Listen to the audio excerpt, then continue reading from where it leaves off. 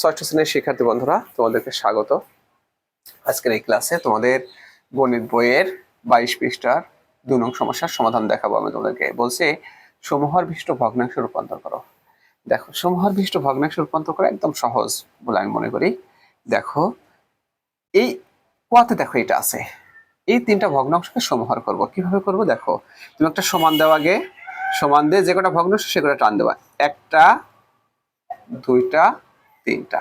এখন তোমাদের কাজ হলো এই যে হর আছে, হরের লসাগু করে নেবা। হরের লসাগু করে এখানে আমরা পাতাবো। ঠিক আছে, আমরা একটু নিচে বা রাফে লসাগু করে দেখি কত হয়। 5,10,40, তাই না? কে যায় দেখো, 5, 1, 2 আর কত, 5,8,40, তাই তো 8 বার যাবে না। এখন কে যাবে 2, তাহলে 1, 1, 4, তাহলে কত হয় লসাগু?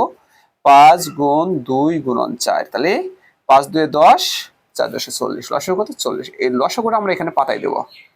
দেখো, লসাগু পাতাই দিছি। ঠিক আছে, এখনকার কাজ কি? এখন হলো এই হর দিয়ে আমরা এই লসাগুকে ভাগ দেবো। ভাগফল যা হবে এই লবের সাথে গুণ করে এখানে পাতাবো।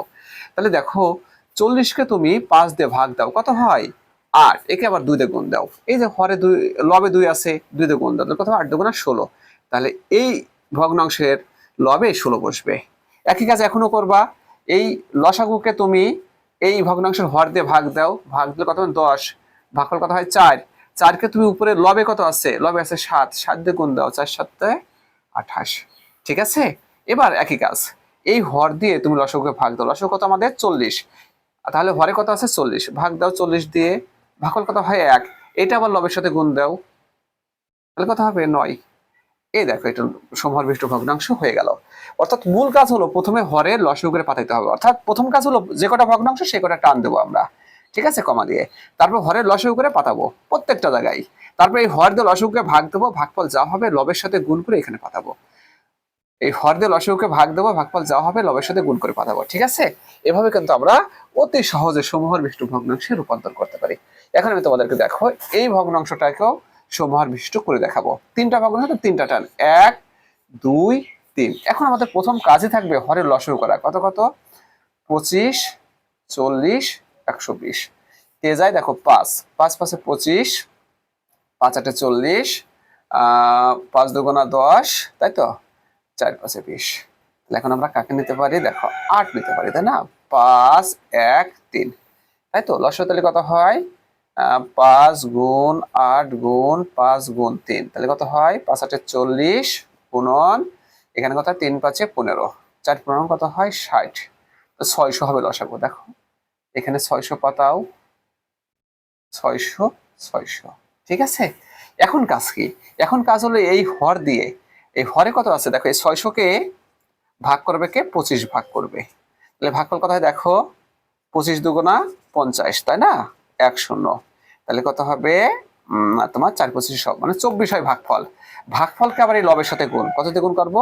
17 দিয়ে গুণ করবো। কত হয়? 4 7 28, 8 হাতে 2, 7 দুগুণা 14 আর 2 68 0। তাহলে কত? 4 2। তাহলে কত হবে আমাদের এখানে?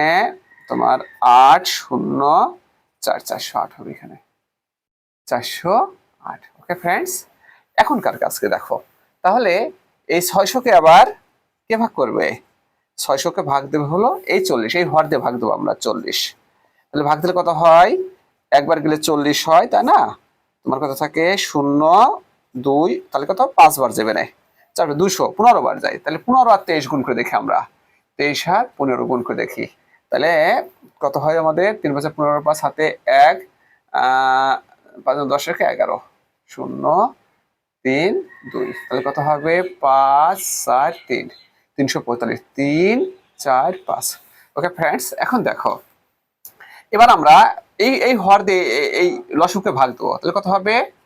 600 ভাগ 120, তাহলে কত হয়? 5 বার। 5 এখন 67 সাথে গুণ দাও, তাহলে 67 গুণ 5 কত হয়?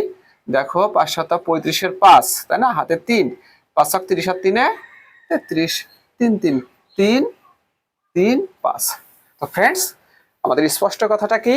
যে আমরা প্রথমে হলো হরের লসাগু করে পাতাবো। ঠিক আছে, প্রত্যেক যে কটা ভগ্নাংশ থাক কোনো সমস্যা নেই, আমরা হরের লসাগু করে পাতাবো। ঠিক আছে, তারপর হর দিয়ে লসাগুকে ভাগ করব, ভাগফল যা হবে এই লবের সাথে গুণ করে পাতাবো। দেখো, আমরা প্রথম কাজটা সেটাই করছি। দেখো, এই যে আমরা প্রথমে 25 দিয়ে ভাগ দিয়েছি কাকে, এই 600-কে, ভাগ করলে তো 24 হয়েছে। এখন লবে ছিল 17, দেখো 17-এর সাথে গুণ করে পাঠাইছি, ঠিক আছে। এটা প্রথম কাজ করছি আমরা এটুকু।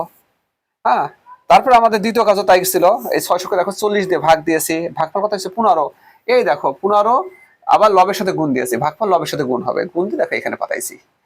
এটাও তাই করেছে, দেখো 5 হয়েছে, 5-কে আমরা এই যে লবের সাথে গুণ করে এখানে পাঠাইছি, ঠিক আছে। এভাবে আমরা সমহর বিশিষ্ট ভগ্নাংশ করব। তো ফ্রেন্ডস, সবাইকে অসংখ্য ধন্যবাদ এই ক্লাসে অংশগ্রহণ করার জন্য।